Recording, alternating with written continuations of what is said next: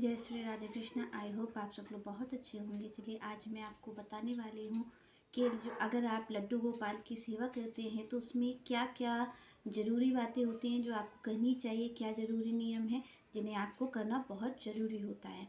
और इसके साथ साथ आखिर लड्डू गोपाल की सेवा क्यों ज़रूरी है, हमें क्यों करनी चाहिए लड्डू गोपाल की सेवा।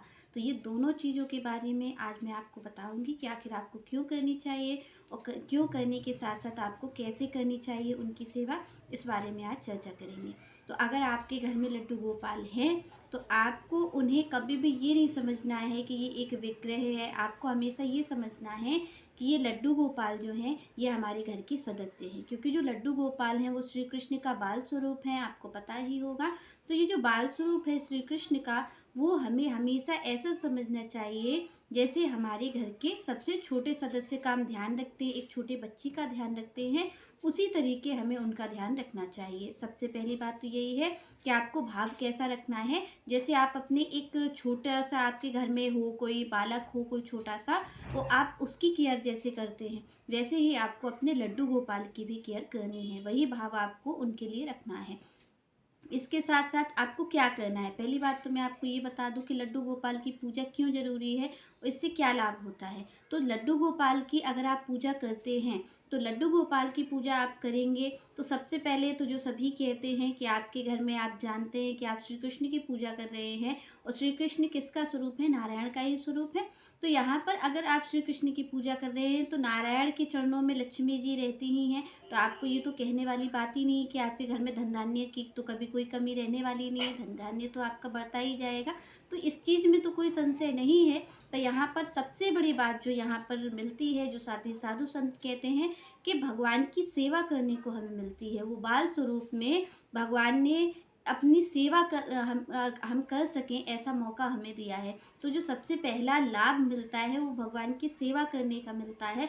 और सेवा से क्या होता है कि आपको जो कोई योग करके भगवान को पाता है, जो सिद्धि, और जो आपको देखेंगे कोई ज्ञान से पाता है, उनको कोई योग से पाता है, कोई ध्यान से पाता है, वो सभी भक्तों के लिए अगर आप भगवान की सेवा करते हैं, श्री विग्रह की, बाल कृष्ण की सेवा करते हैं, तो वो जो आपको ध्यान योग और आपको संन्यास से मिलने वाला है, वो चीज़ आपको भगवान की सेवा से मिल जाएगी। अगर आप उनकी बाल कृष्ण की सेवा कर रहे हैं तो जो लाभ है सबसे बड़ा वो यही है कि जिनको आप देखते हैं भगवान को जिन्होंने पाया है, किसी ने योग से पाया है, किसी ने संन्यास से, किसी ने ध्यान से, किसी ने ज्ञान से, सबने पाया है। पर यहाँ पर जो इन चीज़ों को नहीं कर सकता, जो योग ध्यान ज्ञान योग ये सब नहीं जानता, संन्यास नहीं कर सकता, उन सब के लिए सर्वोत्तम जो है वो है आपके, अगर आप बाल कृष्ण की सेवा करते हैं, वो है सेवा। सेवा से आपको वो सिद्धि प्राप्त हो सकती है जो ज्ञान ध्यान योग से प्राप्त होती है। तो सबसे पहली बात तो ये है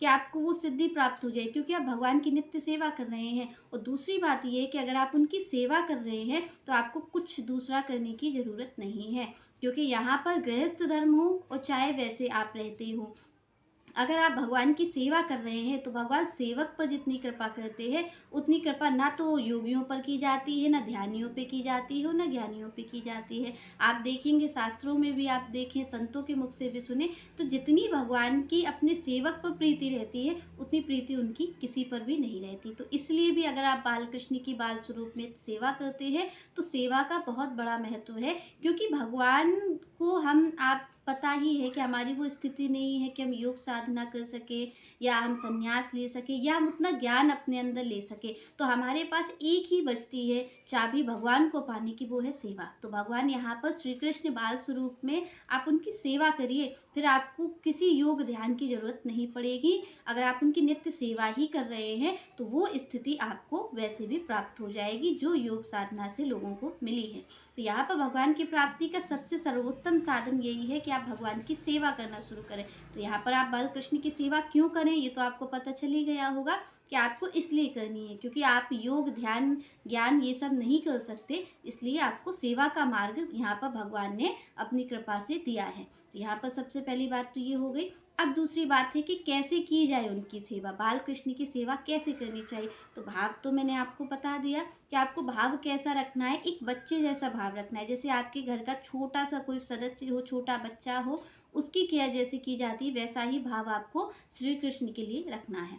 इसके साथ साथ आपको क्या करना है कि सबसे पहले उठ करके आपको भगवान को स्नान करवाना है, क्योंकि उनके 4 भोग लगते हैं, ये तो आपको पता ही होगा कि भगवान को 4 भोग लगाए जाते हैं। तो सबसे पहले आपको उठ करके उनको स्नान करवाना है। स्नान करवाने के लिए भी मैंने आपको उस दिन बताया ही था कि अगर आप मौसम को ज़रूर देखिए, आपका मौसम जैसा है, क्योंकि आप देखिए अगर आप अपने बच्चे का ख्याल रखते हैं तो आप इस चीज़ का ध्यान रखते होंगे कि अगर मौसम ठंडा है तो इसको ठंडे पानी से नहीं नहलाना है, अगर मौसम आपका गर्मी का हो रहा है तो फिर आपको कैसे पानी से नहलाना है, तो आपको ये चीज़ तो ध्यान ही रहती है।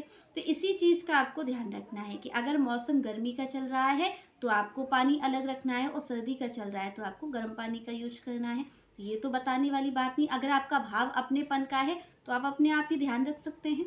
तो यहाँ पर सबसे पहली बात तो है किस चीज़ का ध्यान रखना है, नहला देना है। और नहलाना, वैसे भगवान को आप शंख से अगर नहलाते हैं तो ज़्यादा अच्छा रहता है श्री कृष्ण को, क्योंकि अगर आप गंगा जल, शहद और जो पंचामृत होता है, पंच चीज़ें होती हैं, उन्हें आप ज़रूर डालिए। अगर आपसे हो सके तो दूध, दही, गंगा जल, शहद जो होता है उससे आप भगवान को स्नान करवाइए। अगर आपसे रोज़ नहीं हो सकता है तो आप केवल गंगा जल से भी स्नान करवा सकते हैं, पर कोशिश करें कि उन्हें शंख से ही नहलाएं।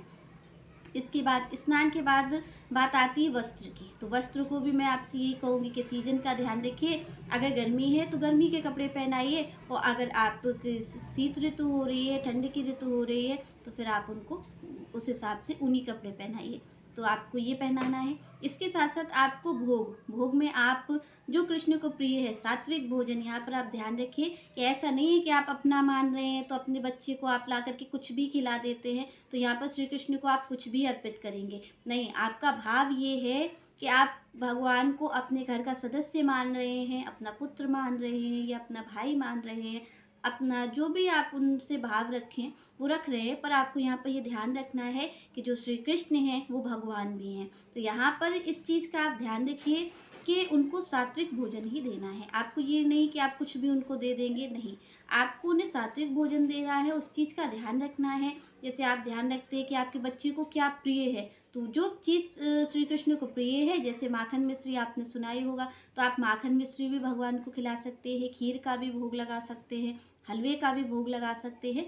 जो चीज़ आपको ठीक लगे आप उन्हें वो भोग लगा सकते हैं। तो कोशिश करें, जैसे हमारा छोटा बच्चा है और बार बार वो खाना खाता है, वैसे ही आप कोशिश करें कि श्री कृष्ण के लिए अलग अलग चीज़ें थोड़े थोड़े टाइम के बाद, मतलब कम से कम 4 बार आप उन्हें भोग लगा सकते हैं।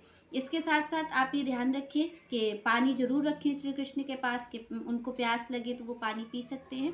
तो इस चीज़ का आपको ध्यान रखना है कि पानी उनके पास रखें। इसके साथ साथ आप उन्हें खाने पीने का ध्यान रखना है, और उनके सोने का भी ध्यान रखना है। जब आप सोएं उससे पहले आप अपने लड्डू गोपाल को सुला दें। ऐसा नहीं कि आप सो गए हैं और लड्डू गोपाल बैठे हुए हैं, तो नहीं, आप उन्हें ये समझें कि वो आपके पुत्र के समान है, आपके छोटे सदस्य के समान है। वो अपने हाथ से कुछ भी नहीं कर सकते, आपको उनका ध्यान रखना है। तो अगर आप सोने जा रहे हैं तो उससे पहले उनको सुला दें। दूसरी बात ये है कि आपको कभी भी अपने लड्डू गोपाल को अकेला नहीं छोड़ना है।